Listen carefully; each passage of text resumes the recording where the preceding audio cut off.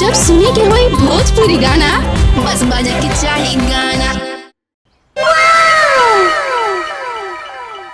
Hey! Wow!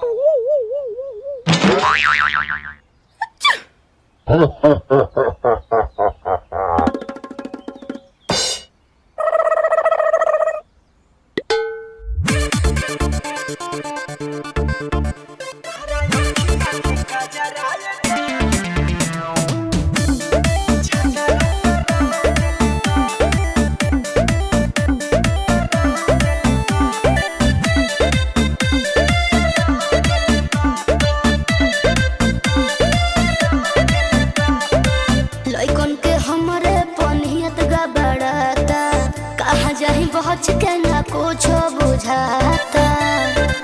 अरे सुनो, हाँ लइकन के हमरे पनियत गबड़ाता। कहाँ जाही बहुत के ना कुछ बुझाता। ऐसन चीजें हो सजल भइल महंगा जियारा बाके सभे जरा देले बा। कि तारा अखिया के कजरा जा झगड़ा करा देले बा। आके करा से हो कि तारा अखिया के कजरा जा झगड़ा करा देले बा। चुप रहो।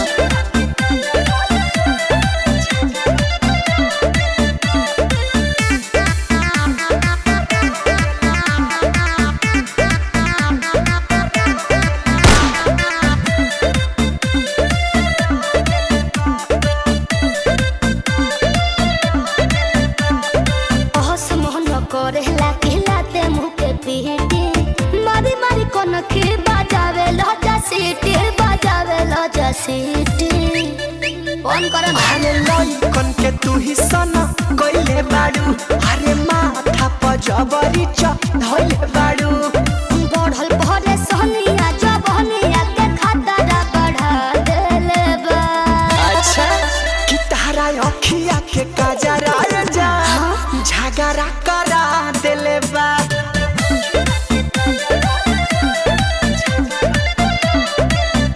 तारा अखिया के कजरा जा कि झगड़ा करा देले बा। अच्छा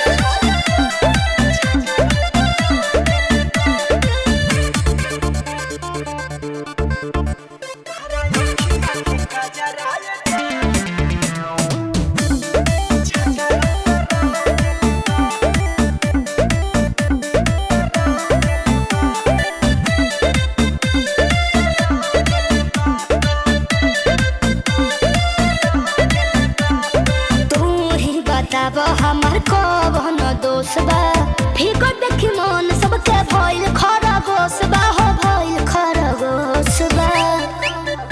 अरे नियत मुर्गा बा राई बा एहो तहरेला मन पागा लाई बा। शुभम सिगरी बहाल बोलू हमारा के बहुत डरा देले बा। कि तहरा अखिया के कजरा जान झगड़ा करा देले बा। आयो दादा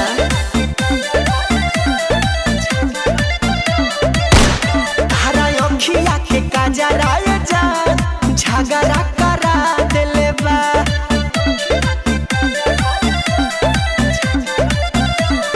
अरे ओके दो तबे न महफिल में मजा आई। बचा के रखना तो जियान हो जाई।